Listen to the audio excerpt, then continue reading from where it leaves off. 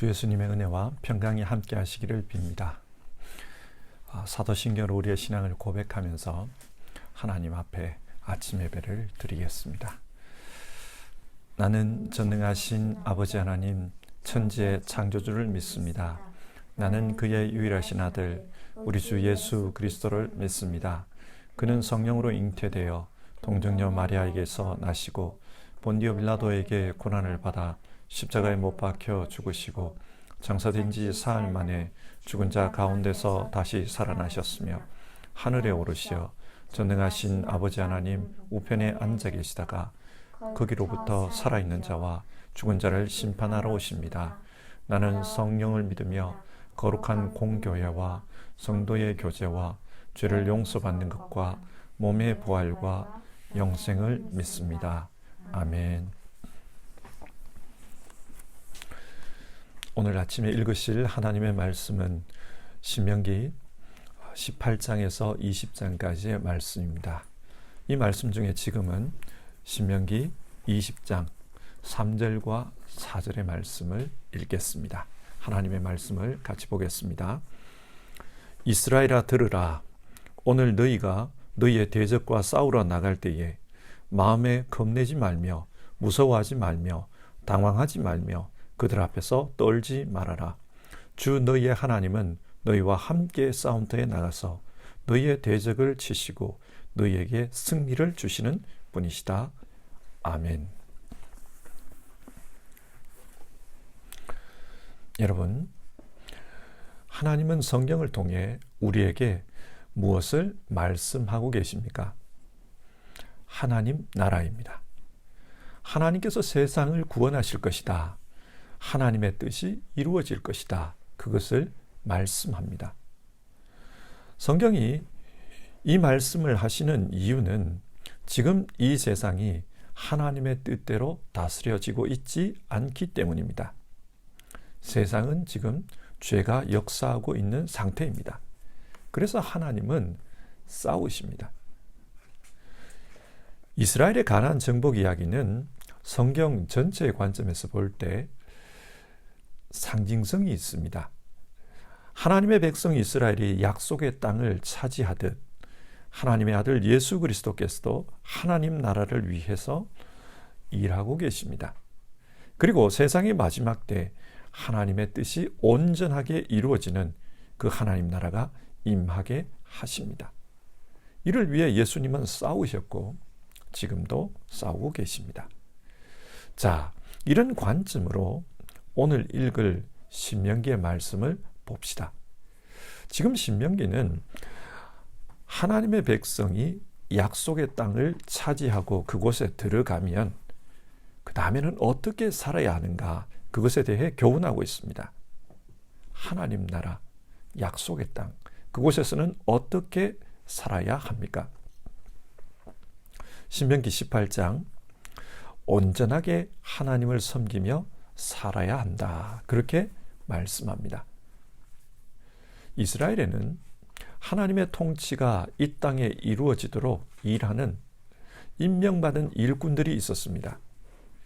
그 일꾼들은 왕과 제사장 그리고 예언자입니다. 하나님은 이런 직분자들을 통해 하나님의 통치가 이 땅에 이루어지게 하십니다. 어제 살펴본 신명기 17장 14절에서 20절 왕에 대한 말씀입니다. 그리고 18장 1절에서 8절 제사장과 레위인에 대한 말씀이고 18장 14절에서 22절 예언자에 대한 말씀입니다. 왕이 일반적인 정치 영역을 담당하는 직분자라면 제사장과 예언자는 종교적인 영역을 담당하는 직분자였습니다.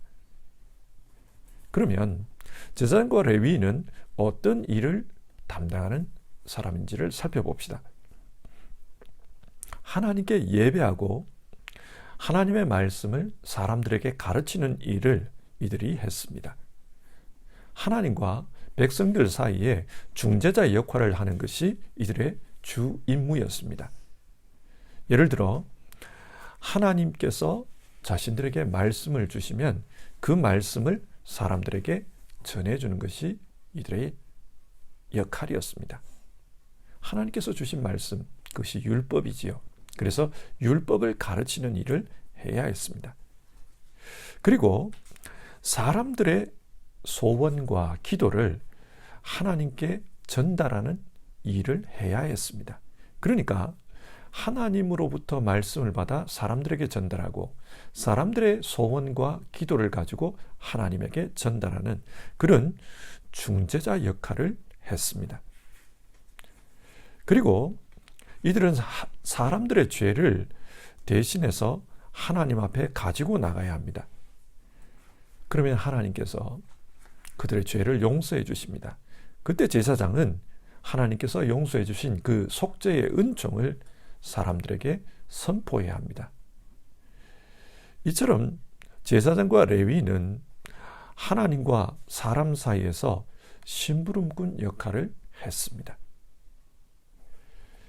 그러나 오늘 본문에는 이런 제사장과 레위인의 역할에 대한 말씀은 나오지 않고 그들이 받을 몫에 대한 말씀만 나옵니다. 그 이유는 이미 이들이 어떤 일을 해야 하는지 레위기를 통해서 충분히 말했기 때문입니다. 이들은 하나님의 백성 가운데서 물려받은 유산이 없는 사람들이었습니다. 왜냐하면 하나님께서 친히 그들의 유산이 되어 주셨기 때문입니다. 이들은 하나님의 소유로서 하나님께 드려진 재물들을 먹고 사는 사람들이었습니다. 그처럼 이스라엘 백성 역시 하나님의 소유된 백성으로서 하나님이 주시는 은혜로 살아야 한다. 그것을 하나님은 제사장과 레위인의 삶을 통해 가르치고 있습니다. 이어서 예언자에 대한 말씀을 살펴봅시다. 하나님께서 특별히 자신의 말씀을 전하고자 할 때 예언자들을 통해 말씀하셨습니다. 이미 주신 율법이 아닌 특별한 말씀을 전달하고자 할 때 그때 예언자들을 사용하신 것입니다. 이스라엘 가운데 모세를 통해 말씀하셨던 것처럼 앞으로도 예언자를 통해 말씀하겠다. 그렇게 이야기하십니다. 왜 예언자를 통해서 말씀합니까? 직접 말씀하시면 더 좋지 않습니까? 16절과 17절을 보면 시내산에서 이스라엘 백성이 하나님과 언약을 맺을 때 불 가운데 임하시는 그 하나님을 보고서 백성들이 두려워했습니다. 하나님의 말씀 듣는 것을 두려워했습니다. 그래서 모세 당신이 대신 하나님의 말씀을 듣고 우리에게 전달해 주십시오. 그렇게 부탁했습니다. 하나님은 이스라엘 백성들의 요구를 이해하셨습니다. 그래서 앞으로도 예언자를 통해 간접적으로 말씀을 전해주겠다. 그렇게 말씀하고 있습니다. 모세는 제사장이 아닙니다. 제사장은 율법을 통해 주어진 하나님의 말씀을 전하는 사람들입니다. 모세와 같은 예언자는 그 율법에 없는 특별한 하나님의 뜻을 전할 때 하나님께서 사용한 사람들입니다. 이제 모세는 곧 죽게 될 것입니다. 그러면 누가 하나님의 뜻을 알아서 백성들에게 전해줄 수 있는가? 그것이 현실적인 문제였습니다. 하나님은 모세와 같은 예언자 한 사람을 세우겠다고 하십니다. 그리고 그의 입에 하나님의 말을 담아주겠다고 약속하셨습니다. 참 예언자와 거짓 예언자는 하나님께서 그에게 말씀을 주셨는가, 주시지 않았는가, 거기에서 판가름 납니다. 하나님께서 말씀을 주시지 않았는데도 이것이 하나님의 말씀이다. 그렇게 예언하면 그 사람은 거짓 예언자입니다. 그런데 예언자가 하는 말이 진짜 하나님이 주신 말씀인지 아닌지 그것을 우리가 어떻게 판단합니까? 백성들은 이런 궁금증이 있었습니다. 하나님께서 기준을 정해 주십니다. 그 예언자가 말하는 대로 되느냐 되지 않느냐 그것이 관건이라는 것입니다. 하나님께서 주신 말씀이라면 반드시 그 말대로 될 것입니다. 그러나 거짓 예언자라면 그 말대로 되지 않는다. 그렇게 말씀해 주십니다. 자, 이 신명기 18장을 읽으면서 이해되지 않는 한 부분이 나오는데요. 그것은 9절에서 13절의 말씀입니다. 지금 하나님께서는 하나님의 통치를 담당할 왕과 제사장과 예언자에 대해서 말씀하고 있습니다. 그런데 9절부터 13절에 이방 가운데 있는 우상 숭배자들, 즉 점쟁이와 복술가와 요술가와 무당과 박수와 혼백을 불러내는 사람들, 이런 사람에 대한 이야기를 하고 있습니다. 왜 이 말씀을 중간에 끼워 넣어서 말씀하는 것일까요? 제사장과 예언자는 이스라엘의 종교 영역을 담당하는 사람들이라고 했습니다. 그들의 영적인 삶을 책임져야 합니다. 약속의 땅에 들어가면은 그 땅에 거짓 종교인들이 있을 거라는 겁니다. 귀신들을 섬기는 거짓 종교인들이 있어서 이스라엘 사람들의 영적인 삶을 혼란스럽게 만들 것입니다. 그때 제사장과 레위인 그리고 예언자들이 이스라엘의 영적인 삶을 바로잡아 줘야 한다. 거짓 종교인들이 판치지 못하도록 올바른 신앙으로 인도해야 한다. 그것을 말하고 있는 것입니다. 그래서 13절을 보면 당신들은 주 당신들의 하나님 앞에서 완전해야 합니다. 그런 말씀이 나옵니다. 이스라엘 백성들이 이 사람들을 보고서 온전한 신앙을 따라갈 수 있도록 신앙의 본이 되라는 말입니다. 좋은 왕이 좋은 정치를 하면 그 나라는 든든히 서갑니다. 그처럼 제사장과 예언자가 올바른 신앙을 해서 백성들의 본이 될 때 이스라엘의 영적인 신앙생활이 건강하게 세워질 수 있습니다. 이 말씀은 오늘 교회를 섬기는 많은 직분자들에게 어떻게 하나님을 섬겨야 하나 그것을 생각하게 하는 말씀입니다. 19장의 말씀을 보겠습니다. 19장의 말씀은 약속의 땅에 들어갔을 때 억울한 사람이 생기지 않도록 하라는 것입니다. 하나님은 의로운 분이십니다. 그렇기 때문에 하나님이 통치하는 약속의 땅에서는 정의가 실현되어야 한다. 그것을 말씀합니다. 19장 1절에서 13절 도피성에 대한 말씀이 나옵니다. 도피성에 대해 말씀하시는 이유는 이스라엘 안에서는 죄 없는 사람이 죽임을 당하는 일이 없도록 하기 위해서입니다. 사람은 불완전한 존재입니다. 그래서 누구나 실수할 수 있습니다. 그런데 그 실수가 고의적인 행동이 아니라면 처벌하면 안 된다고 하십니다. 하나님은 인간의 불안정성을 잘 알고 계시기 때문에 이 말씀을 주시는 겁니다. 기계적으로 눈에는 눈, 이에는 이 그렇게 처벌하는 것을 원치 않습니다. 그리고 이 율법의 말씀을 받아서 적용하다 보면은 하나님께서 이 율법을 주신 원래 의도를 잊어버리고 문자적으로 이 율법을 집행할 가능성이 있습니다. 하나님은 그것을 아셨습니다. 그래서 이 도피성 제도를 통해 죄 없는 희생자가 발생하지 않도록 하라. 그렇게 조치를 해 두신 겁니다. 약속의 땅에서는 억울하게 처벌받는 사람이 없어야 합니다. 그리고 19장 14절 땅의 경계를 옮기지 말라고 합니다. 이 말씀은 경제적으로 억울한 일을 당하는 사람이 없도록 해야 한다. 그 말씀입니다. 여기서 말하는 경계선이란 하나님으로부터 부여받은 기업의 영역의 표시를 말합니다. 하나님께서 나에게 이 땅을 기업으로 주셨다. 그것을 표시하는 표지석들입니다.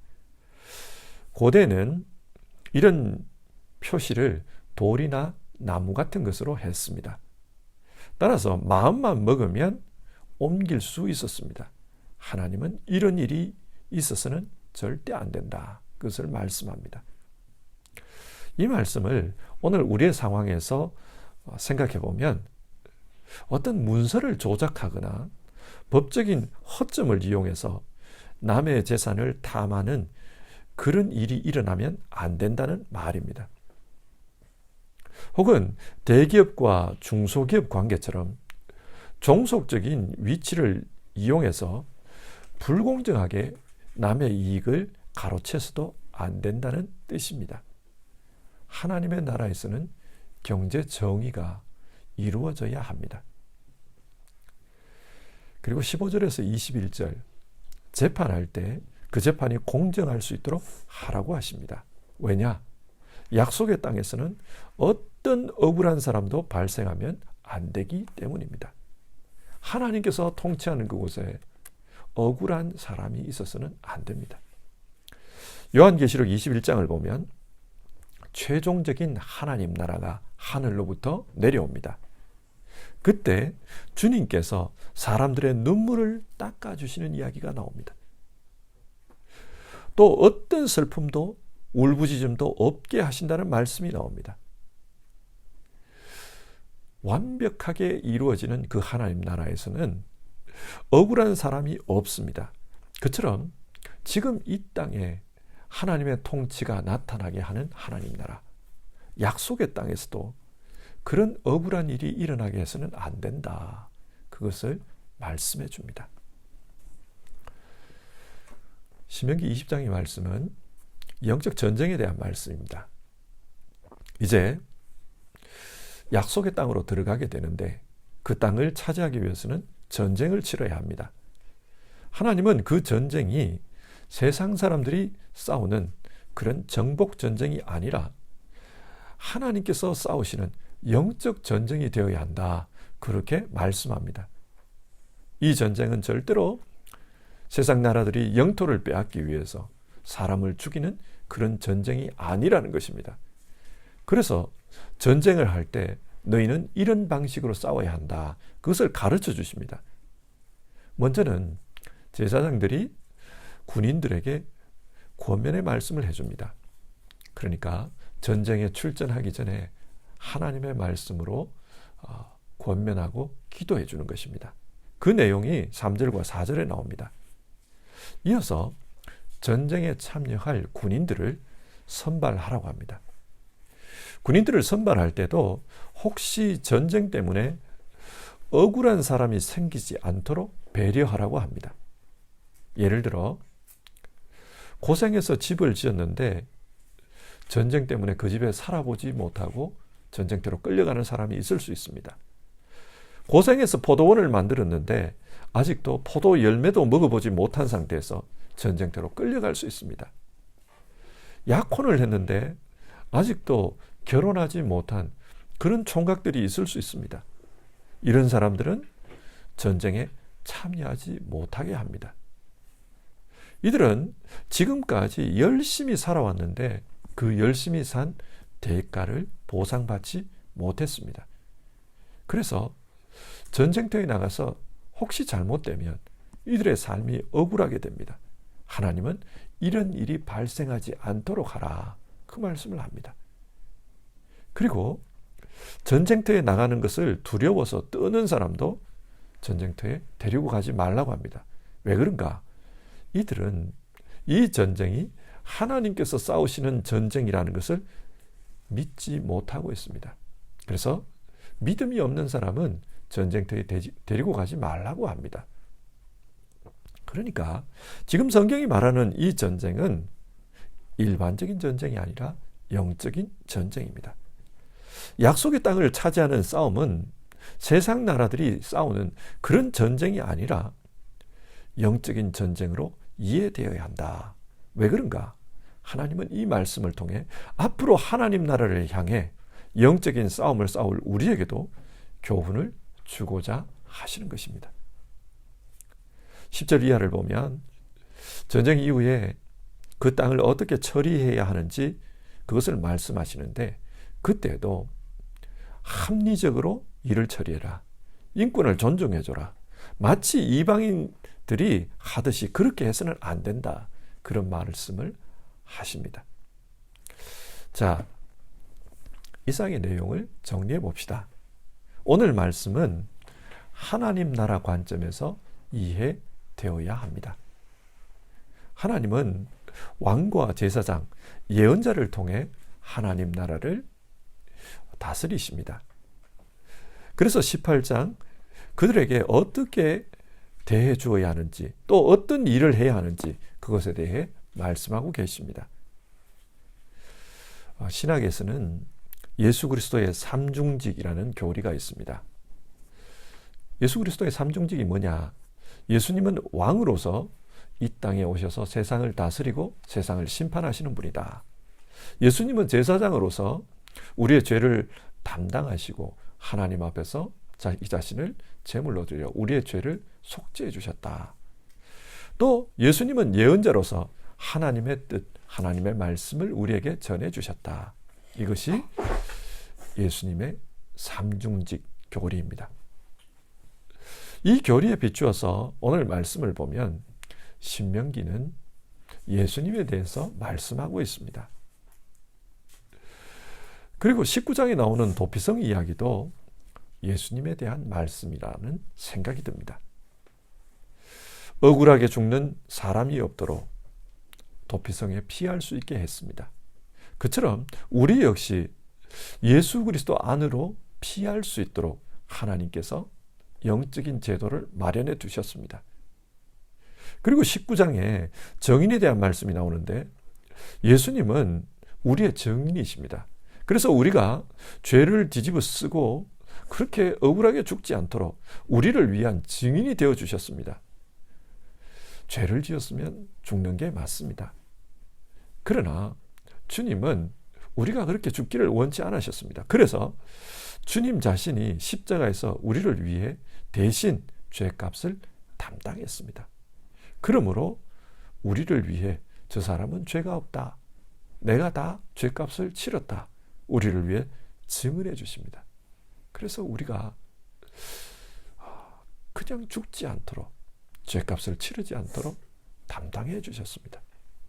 그리고 20장 앞으로 우리가 이 세상에 살면서 영적 전쟁을 해야 된다. 그것에 대해서 교훈해 줍니다. 에베소서 6장 12절 우리의 싸움은 인간을 상대로 싸우는 것이 아니라고 했습니다. 공중 권세 잡은 악한 영의 권세 아래에서 이 세상을 어지럽히는 통치자들과 어둠의 지배자들을 상대로 싸우는 것이라고 했습니다. 이 싸움을 어떻게 싸워야 하는가? 하나님은 신명기 20장의 말씀을 통해 우리에게 교훈해 주십니다. 20장 3절 이스라엘아 들으라. 오늘 너희가 너희 대적과 싸우러 나갈 때에 마음에 겁내지 말며 무서워하지 말라. 무서워하지 말라고 합니다. 왜 무서워하지 말라고 합니까? 4절 주 너희의 하나님은 너희와 함께 싸움터에 나가서 너희의 대적을 치시고 너희에게 승리를 주시는 분이시다. 하나님께서 우리와 함께 싸워주십니다. 지금도 하나님의 영 성령께서 우리와 함께 하시면서 싸워주십니다. 예수 그리스도께서 십자가에서 싸워주셨습니다. 그렇기 때문에 우리는 승리할 것이다. 그것을 믿고 영적 싸움을 싸우라고 합니다. 우리는 지금 우리가 살고 있는 이 땅에서의 삶을 하나님 나라의 관점에서 생각해야 합니다. 단순하게 일상의 삶을 사는 것이 아니라 마치 이스라엘 백성이 광야를 지나 약속의 땅으로 진군하듯 우리 역시 광야의 신앙생활을 거쳐서 하나님 나라를 향해 영적 싸움을 싸우고 있는 군인으로 생각하라는 것입니다. 우리는 예수 그리스도의 군사입니다. 예수님은 지금도 우리의 왕으로서 제사장으로서 그리고 예언자로서 하나님의 통치가 우리 안에 이루어지도록 그렇게 역사하고 계십니다. 그리고 그 주님께서 약속의 땅에서 억울한 일이 없도록 우리를 위해서 조치해 주셨습니다. 뿐만 아니라 우리가 영적 전쟁에서 이기도록 지금도 우리와 함께 싸워주시고 우리를 위해 역사하고 계십니다. 이 말씀을 믿으며 우리에게 주어진 일상의 삶을 살아가라고 말씀하고 있습니다. 하나님 나라가 우리 앞에 이루어질 것입니다. 그것을 믿고 또 신뢰하는 가운데 우리에게 주어진 이 삶을 영적 싸움으로 싸워가는 우리 모두 되기를 바랍니다. 우리 함께 찬송하고요, 같이 기도하는 시간을 가지겠습니다. 찬송가 353장 십자가 군병되어서 우리 1절 부르고요, 같이 기도하는 시간 가지겠습니다.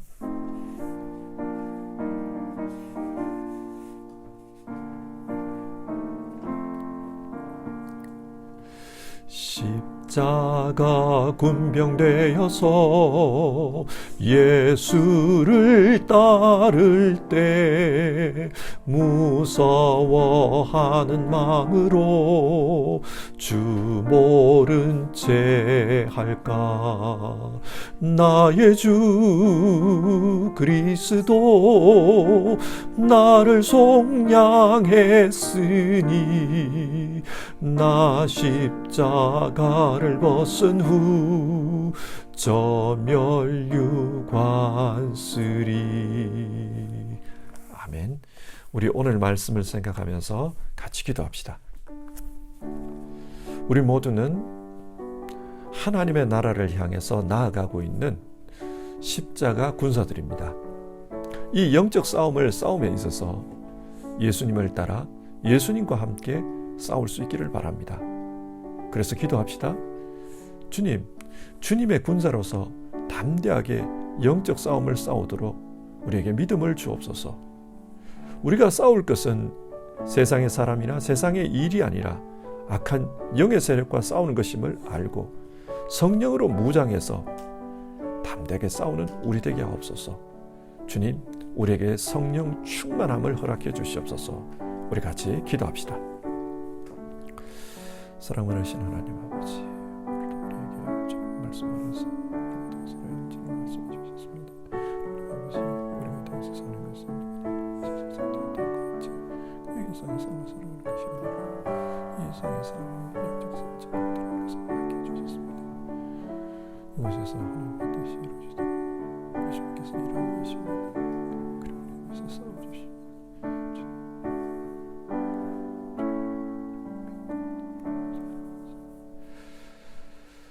하나님 아버지, 오늘 말씀을 통해 우리가 살고 있는 일상의 삶은 단순한 일상의 삶이 아니라 영적 싸움터라는 것을 알게 되었습니다.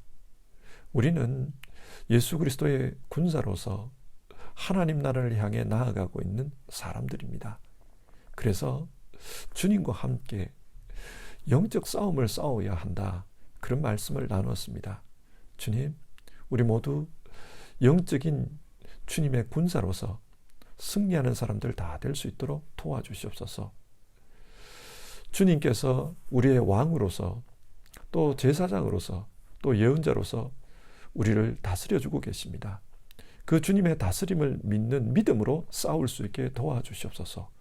뿐만 아니라 주님께서 우리가 억울한 일을 당하지 않도록 또 우리가 죄 아래서 굴복하지 않도록 우리를 위해서 모든 조치를 해 주셨습니다. 우리의 도피성이 되어 주셨고 또 우리를 위해서 모든 일을 죄를 감당해 주시고 또 우리의 증인이 되어 주신다, 그렇게 말씀 나눴습니다. 주님이 우리와 함께 하신 것을 믿으며 우리가 이 믿음으로 살게 하여 주시옵소서. 주님, 우리가 영적 싸움을 싸움에 있어서 우리는 성령 충만한 사람이 되어서 성령의 전신갑주를 입고 싸워야 된다는 것을 알게 하여 주시옵소서. 우리에게 성령 충만함을 허락해 주시옵소서. 하나님 아버지, 하나님의 군사로서 살기 원하는 모든 주의 백성들에게 말씀으로 충만케 해주시고 기도의 능력을 더하여 주시옵소서. 성령의 역사가 우리 가운데 나타나게 하여 주시옵소서. 어려움 속에서 말씀 붙들고 믿음으로 싸우는 이들, 기도하면서 하나님의 역사를 간구하는 이들, 주여 정말 주님의 군사로서 승리하는 이들 다 되게 하여 주시옵소서. 어려움들을 다 이겨낼 수 있도록 도와주시옵소서. 오늘도 이 말씀 붙들고 사는 모든 분들 그 삶 가운데 주님 함께하여 주시옵소서. 예수님의 이름으로 기도드립니다. 아멘. 주기도문 하시겠습니다. 하늘에 계신 우리 아버지, 아버지의 이름을 거룩하게 하시며 아버지의 나라가 오게 하시며 아버지의 뜻이 하늘에서와 같이 땅에서도 이루어지게 하소서.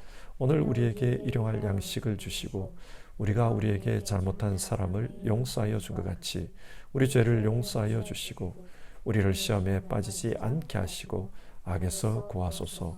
나라와 권능과 영광이 영원히 아버지의 것입니다. 아멘.